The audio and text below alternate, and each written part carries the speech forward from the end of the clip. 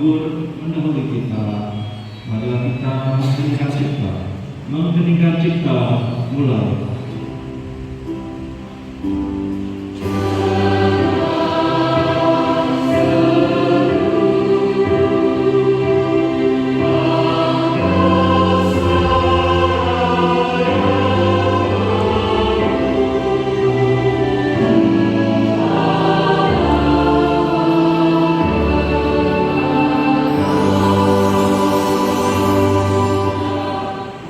Assalamualaikum warahmatullahi wabarakatuh. Om Swastiastu, Namo Buddhaya. Salam kebajikan. Rahayu. Yang saya hormati penjabat Wali Kota Sorong yang diwakili oleh asistennya, yang saya hormati Ketua Yayasan Pendidikan Kristen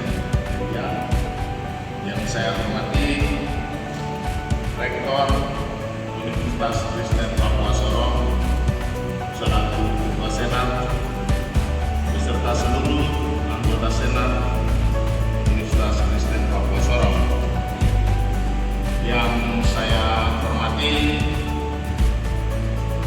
dan Badan Penyelenggara Perguruan Tinggi Swasta Kota dan Kabupaten Sorong, yang saya hormati pimpinan perguruan tinggi swasta di Kota Sorong. Di sini ada Ketua Stikes Kota Sorong, Rektor Namin yang diwakili oleh Wakil Rektor 1, yang saya hormati mitra-mitra kerja, kita hormati para tokoh masyarakat, tokoh adat, tokoh pemuda, dan tokoh perempuan. Yang saya hormati para orang tua, suami, istri, kekasih, dan juga pacar dari para wisudawan dan wisudawati. Pacar juga kita harus sebut. Dia sudah duduk datang di dalam ruangan. Harus coba semua bahagia. Biar belum bayar pas kami kita tidak apa-apa sebut. Bagi pinjam dan tentu saja yang sangat-sangat saya hormati, saya kasih dan saya banggakan para wisudawan dan wisudawati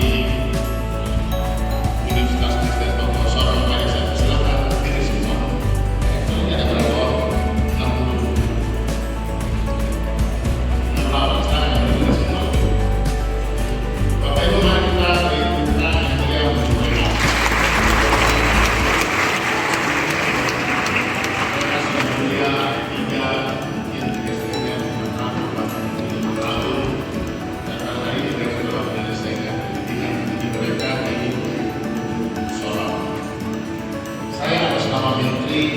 Pendidikan, Budaya, beserta Teknologi, menyampaikan selamat dan sukses kepada para wisudawan dan wisudawati yang sebentar akan diwisudakan.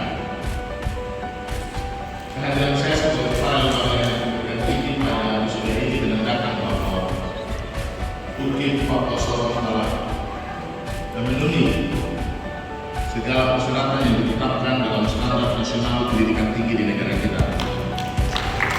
Dan bahwa para lulusannya telah memenuhi peraturan akademik yang ditetapkan oleh perguruan tinggi ini. Oleh sebab itu kepada mereka pantas dan layak diberikan gelar kestarjabatan dan ijazah yang sesuai dengan bidang keahlian masing-masing.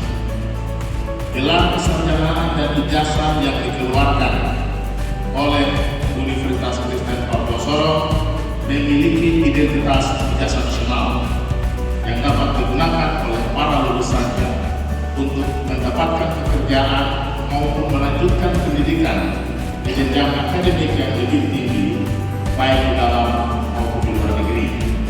Karena UKIP Papua Sorong adalah salah satu perguruan tinggi swasta resmi yang berada di bawah kendali dan koordinasi Kementerian Pendidikan, Kebudayaan, Riset dan Teknologi, dan oleh sebab itu kualitas lulusan perguruan tinggi ini dijamin oleh negara. Terima kasih, silakan duduk kembali.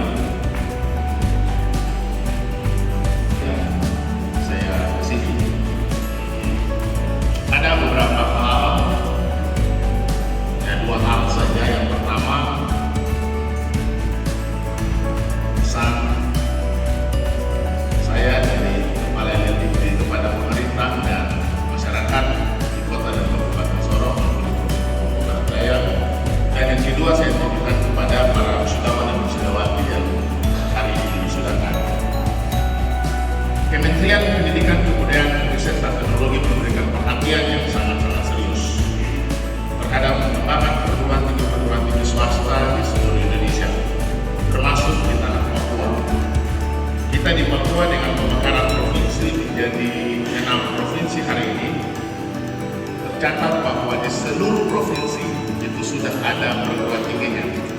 Jadi tidak ada perguruan tinggi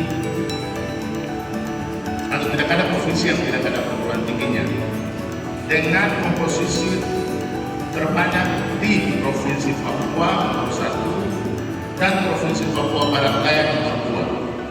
Ya, jadi walaupun ini provinsi baru, tapi dia punya perguruan tinggi lebih banyak. Ya. Nah, selain itu, pemerintah memberikan dukungan bagi pengembangan kualitas perguruan tinggi swasta. Hari ini, ketika kita berbicara tentang kualitas, hari ini ketika kita bicara tentang mutu perguruan tinggi, maka saya mau katakan bahwa sudah tidak ada beda lagi antara perguruan tinggi negeri dan perguruan tinggi swasta. Kenapa saya katakan bahwa tidak ada beda antara perguruan tinggi negeri dengan perguruan tinggi swasta? Karena kita lihat komposisi dosen-dosen PTS dan PTN. Seorang dosen itu dibilang dosen bukan karena gelar masternya, bukan karena gelar doktornya. Kalau dia gelar master, doktor, baru dia mengajar, itu belum dosen. Itu baru dibilang TP. TP itu tenaga pengajar. Jadi jangan sampai tiba-tiba seorang sudah mengajar itu dosen. Sabar dulu. Dosen itu jabatan. Dan jabatan itu melalui sebuah proses perjuangan yang luar biasa untuk mendapatkan pangkat asisten ahli, lektor kepala, dan guru besar. Itu yang dibilang dosen. Jadi jangan mengajar di perguruan tinggi satu sudah saya dosen, sabar dulu, pangkat apa, jabatan dosen apa. Sekarang kita lihat di UKIP Papua, saya minta dosen-dosen yang berpangkat fungsional berdiri. Kalau ada di ruangan ini berdiri, yang punya jabatan fungsional, asisten ahli, lektor, silakan berdiri. Mungkin di depan sini ada bapak-bapak yang berpangkat fungsional, asisten ahli, lektor, berdiri semua. Nah, mereka ini adalah dosen-dosen, dan ini mungkin ada yang tidak ikut di sini juga, ya, memiliki jabatan dosen, mulai dari asisten ahli, lektor, dan sebentar lagi doktor yang ada di kepala, terakhir guru besar. Silakan dulu kembali. Yang kedua, saya minta yang sendos berdiri. Silakan yang dapat sendos di UKIP berdiri. Bapak-bapak dan ibu-ibu sekalian, ya ini ada yang berdiri, silakan berdiri yang di dalam tempat, kalau ada yang berdiri dosen-dosennya. Dosen-dosen yang disertifikasi oleh negara memiliki kompetensi dosen profesional, sehingga Bapak Mofu atas nama sendos sertifikasi dosen negara biayai 15 miliar. Ya, tahun ini 18 miliar. Orang ini tidak beda sama dengan Uncen punya. Uncen ada sekitar 250 dosen sertifikasi. Unimpa ya sekitar 200 lebih. PTS 750 dosen sertifikasi hari ini. Jadi tidak main-main. Sertifikasi itu artinya negara mengakui keahlian dari seorang dosen dalam bidang ilmunya, apakah ekonomi, apakah sosiologi, apakah matematika, kimia, dan lain sebagainya. Itu diakui oleh negara, diberikan sertifikasi, dan negara menghargai melalui tunjangan profesi dosen. Terima kasih, silakan dulu kembali. Mengapa saya harus lakukan ini? Supaya masyarakat tahu bahwa ada beda kuliah di PTN dan kuliah di PTS, tidak ada beda, sama. Karena yang mengajar kita itu punya kualifikasi sebagai dosen dan punya kualifikasi sebagai dosen profesional yang diakui oleh negara. Nah, oleh sebab itu masyarakat disorong hati-hati, jangan kirim anak-anak kuliah di luar Papua Barat. Kenapa? Tahun ini pemerintah ya tutup 27 perguruan tinggi swasta di Sumatera, Jawa, dan Bali. 23 perguruan tinggi yang ditutup. Mengapa ditutup? Karena mereka melakukan kegiatan akademik secara ilegal. Tidak kuliah, tapi bisa wisuda. Ada yang kuliah pakai joki, orang lain yang kuliah joki yang wisuda. Ada. Puji Tuhan itu tidak terjadi di tanah Papua. Tidak ada. Jadi pemerintah melalui kementerian sudah tutup 27. Jangan sampai anak-anak Papua lain yang ada kuliah di 27. Tidak ada. Mudah-mudahan tidak ada. Karena kalau ada yang kuliah di situ, orang pulang kembali dengan ijazah, dia punya ijazah terlalu. Karena begitu lama pekerjaan, cek di BKN begini, data tidak ada. Ini sistem sekarang sudah online semua, komputer.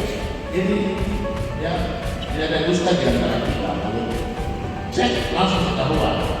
Jadi orang yang hari ini 68 orang ini, orang sah, legal, resmi, diakui, aturan tingginya, punya akreditasi, punya kualitas.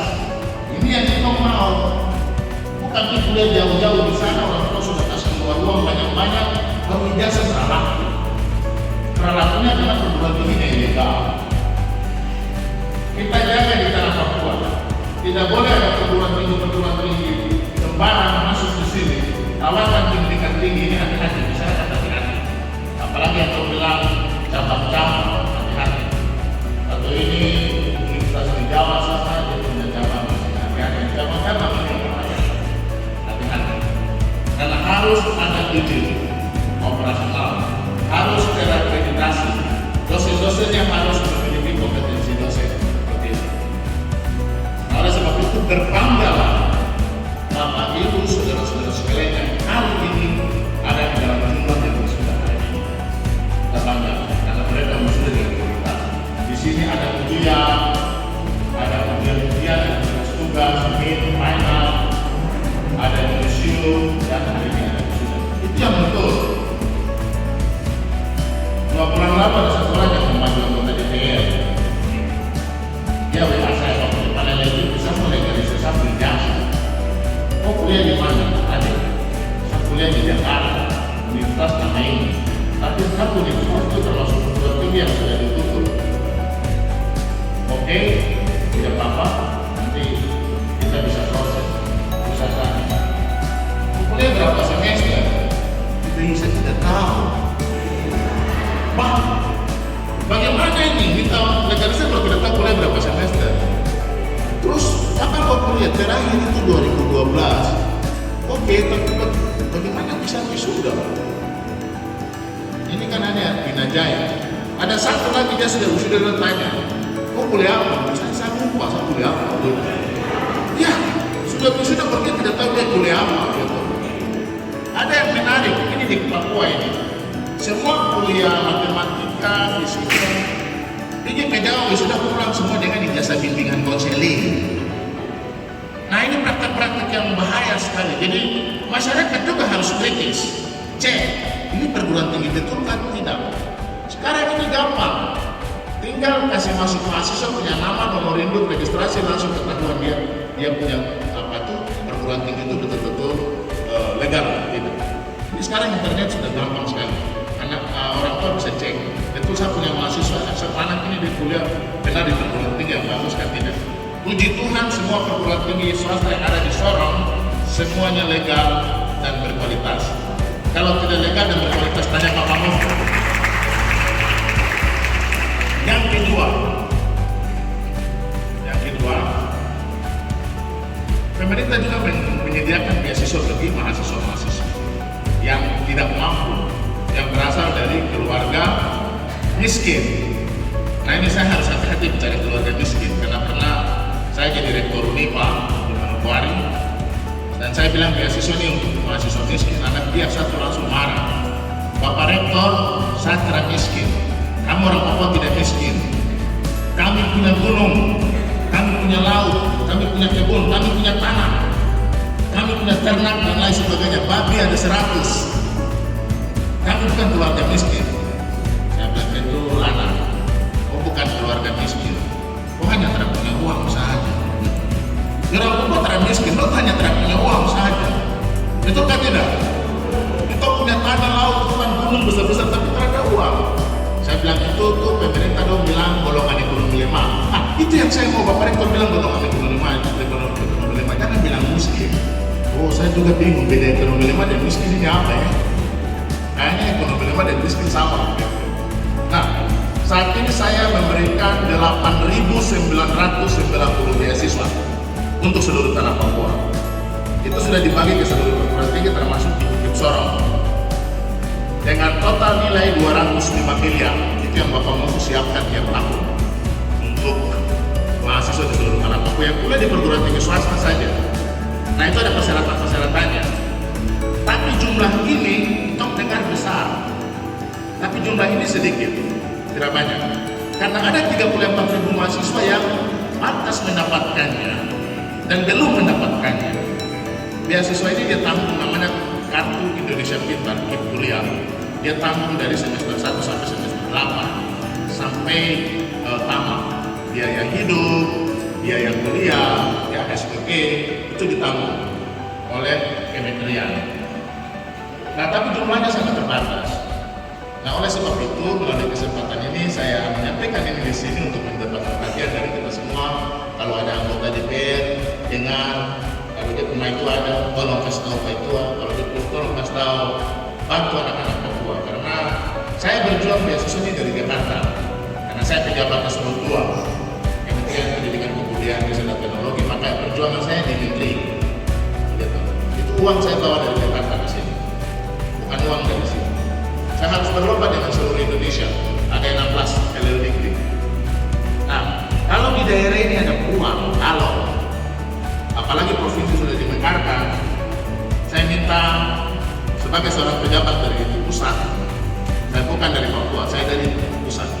Saya bicara di sini atas nama Menteri, bukan atas nama pimpinan di daerah. Saya minta tolong dan tolong, karena daerah lain begitu gencar memperhatikan pengembangan kualitas daripada para mahasiswa yang melalui dukungan. Kalau ada punya anggota DPR di sini bilang berjuang untuk bisa mendapatkan beasiswa supaya anak-anak kita bisa kuliah. Angka partisipasi kasar pendidikan tinggi kita baru 11%. Itu artinya 89% putra putri Papua belum menikmati pendidikan tinggi. Hari ini cuma 68 orang saja. Ada begitu banyak anak-anak Papua yang belum menyentuh pendidikan tinggi. Angka partisipasi kasar pendidikan tinggi kita di negara ini 35%. Sementara kita baru 11%. Kota Sorong, Kabupaten Sorong menyumbang 89% yang prakuliah. Nah, ini tantangan buat kita semua. Nah, oleh sebab itu saya mengajak, mari kita sama-sama keroyong. Kita tidak saja berjuang dari kementerian, tapi di daerah juga ada inisiatif-inisiatif yang dilakukan, sehingga lebih banyak anak-anak kita dapat menikmati akses pendidikan tinggi. Ini pesan saya yang pertama pada pemerintah daerah di Provinsi Papua Barat Daya, juga kepada Bupati, Wali Kota, dan seluruh pimpinan daerah di Provinsi Papua Barat Daya. Yang berikutnya saya tunjukkan kepada para wisudawan dan wisudawati yang hari ini telah diwisudakan. Saya tadi masuk dari pintu sana masuk, saya jatuh bergetar-getar. Saya rasa sukacita yang luar biasa masuk ruangan ini. Ini rumah Tuhan, tempat ini. Kita sudah bisa merasakan kehadiran Tuhan ketika masuk dari pintu ke sini. Itu yang pertama. Datang duduk di sini, saya lihat lagu yang ditampilkan di layar di sana, itu lagu-lagu dari gereja, lagu-lagu rohani yang selalu kita nyanyikan. Dan saya merasakan satu sukacita yang luar biasa, sukacita yang sangat-sangat luar biasa. Dan mendengar nasihat dari Bapak Pendeta tadi, dari Bapak Rektor, dari Bapak Pejabat Wali Kota, rasa-rasanya sudah tidak ada lagi yang saya mau sampaikan, karena sudah disampaikan oleh bapak-bapak yang tadi menyampaikan sambutan. Tapi kalau saya tidak kasih sambutan lagi, nanti Bapak Rektor kecewa. Dan juga nanti para wisudawan, wisudawannya bilang Bapak Kepala sudah datang baru ini. Kasih kita satu kata, dua kata kan. Dan saya mau bilang begini, bahwa Amsal ya 1 ayat 7. Takut akan Tuhan adalah permulaan pengetahuan. Takut akan Tuhan adalah permulaan pengetahuan, dan itu rahasia dari semua orang yang sukses, semua orang yang berhasil. Itu kuncinya ada di situ. Takut akan Tuhan adalah permulaan pengetahuan. Nah, bagaimana membuktikannya? Waktu saya kuliah di Oxford, Inggris,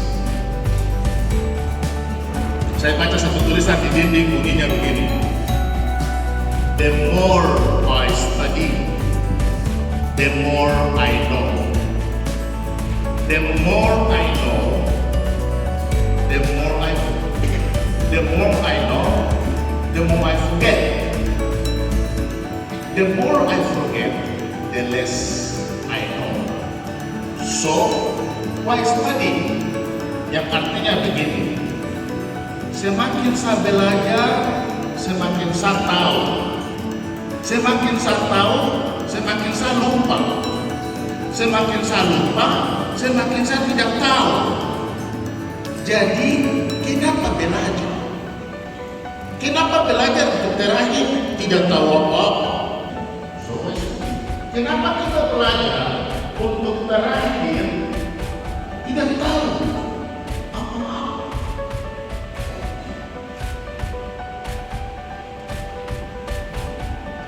Kenapa kita tidak tahu apa-apa? Karena ego kita.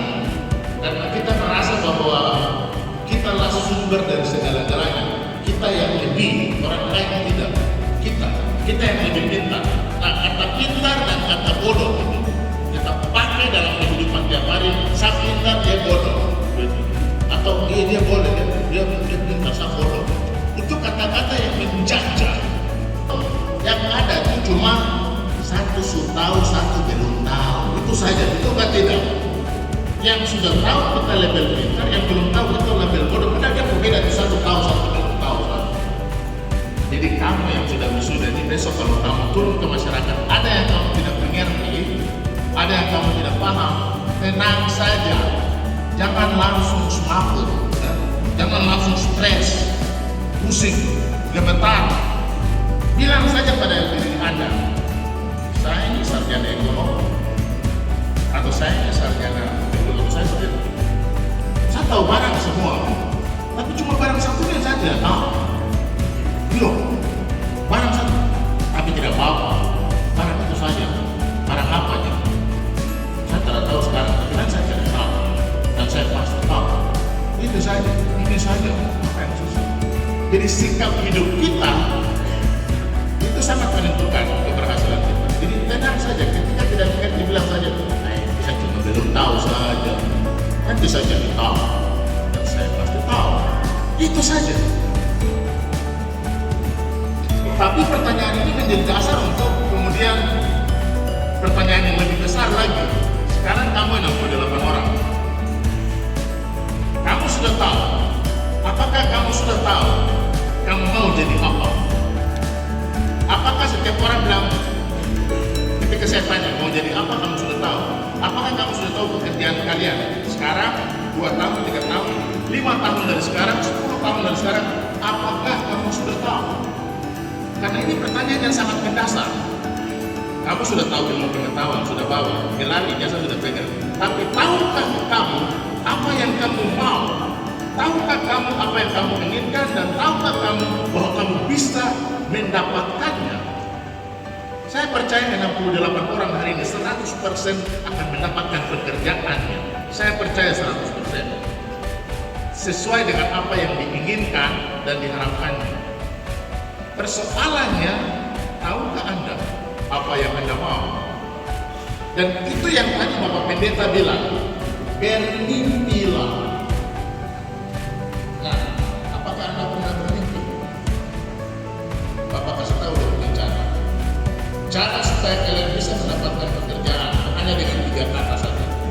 Untuk menggaris bawahi apa yang disampaikan oleh Bapak Pendeta tadi pagi dan juga Bapak Rektor. Kata yang pertama, ketika keluar dari pintu, pulang ke rumah, masuk ke dalam kamarmu dan berdoa kepada Tuhan, ucap syukur dan terima kasih atas semua yang Tuhan telah berikan kepada Anda sejauh ini. Itu yang pertama. Yang kedua, berdoa dan minta kepada Tuhan untuk menyatakan kepada Anda apa sebenarnya yang Anda inginkan, karena Anda sendiri juga masih bingung.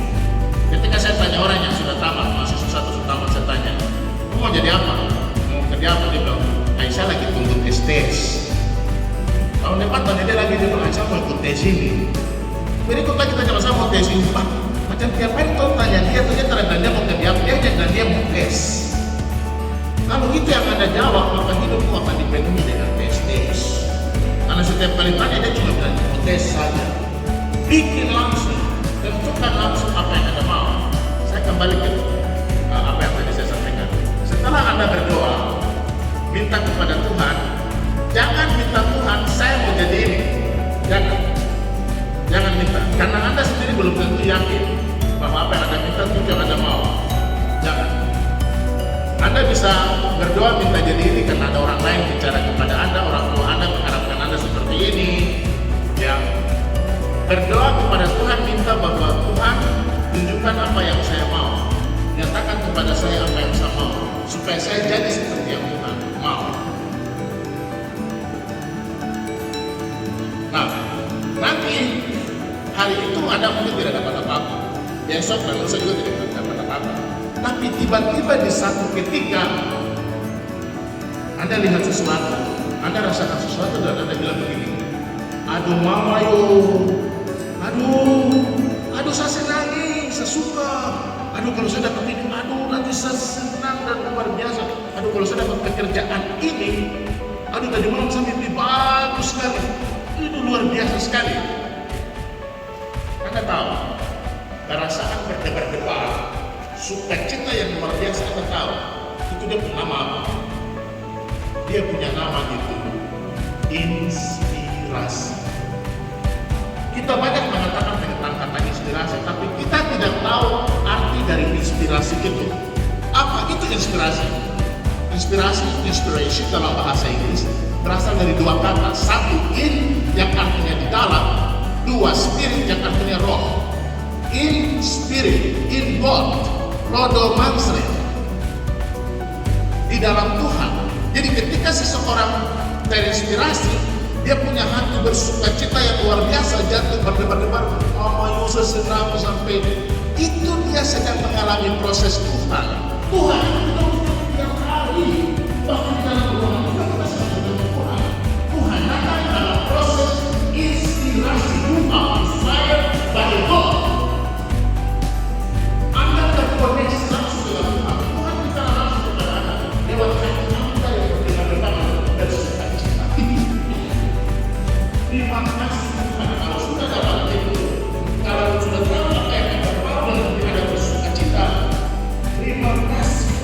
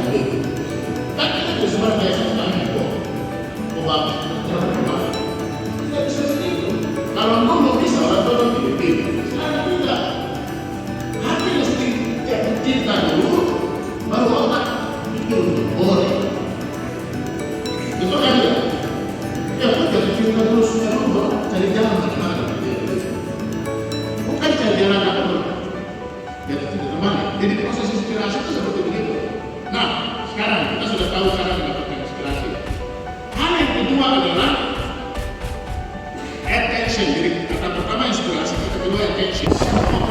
Dia harus bisa kelola, dia punya perhatian. Mengapa ini penting? Ini penting sekali karena hari ini kita semua telah dijajah oleh barang itu hari ini. Kita semua telah dijajah oleh gadget, smartphone, tablet, dan Anda tahu apa ini? Ini barang ini diciptakan dengan menggunakan algoritma, digunakan neuroscience dan behavioral psychology untuk tangkap orang. Begitu. Jadi begitu ngomong HP dan tekan itu, tekan apa internet, langsung hari ini kita dia tahu kok. Jadi begitu bukan mereka dia kasih semua emosi. Ini bukan emosi itu saja dia tidak kasih tuh.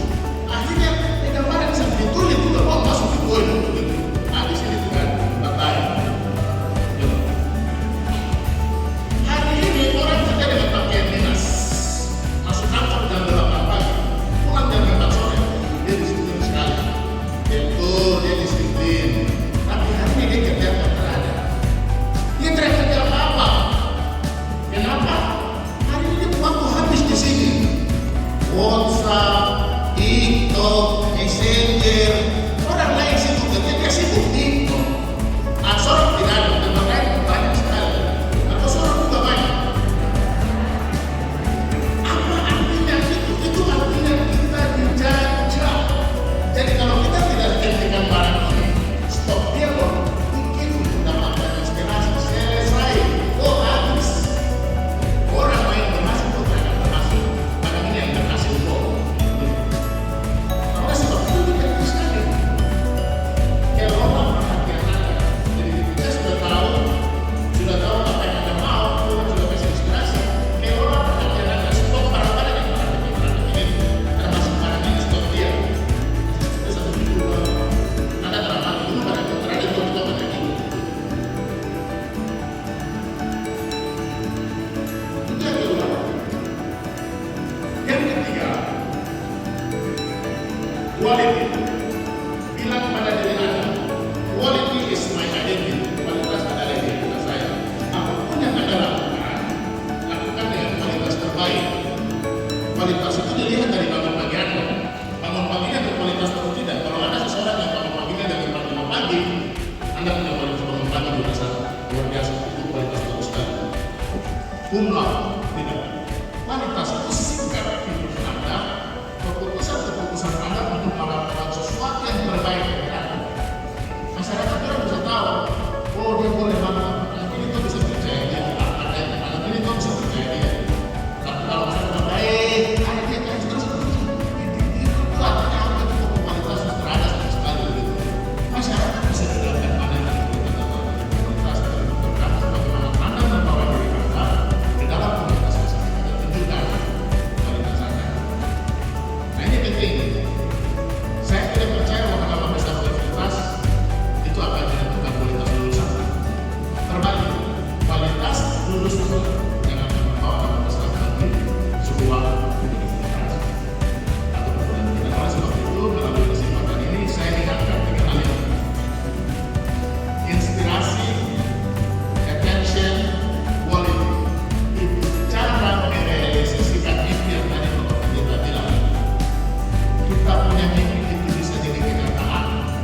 Ya, dulu Martin Luther King berpidato, I have a dream.